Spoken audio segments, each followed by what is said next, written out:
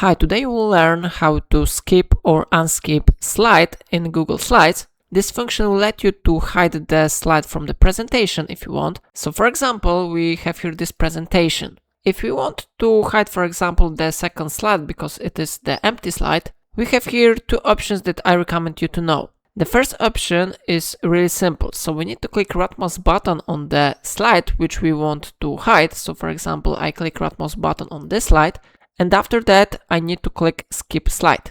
Then the slide will not be visible during presentation. Of course, if you want to unskip or unhide the slide, you need to click right mouse button on it and then you need to click unskip slide. And the second method that I recommend you to know is based on the slide options. So I go to slide, and here we have something like skip slide. We need to select this option, and after that the effect will be the same, yeah? So now if you will go to the first slide and you will start the slideshow, and you will click the button, you can see that this slide is not visible here, yeah? So how you see it really works. If I helped you to do it, remember to like this tutorial and subscribe my channel.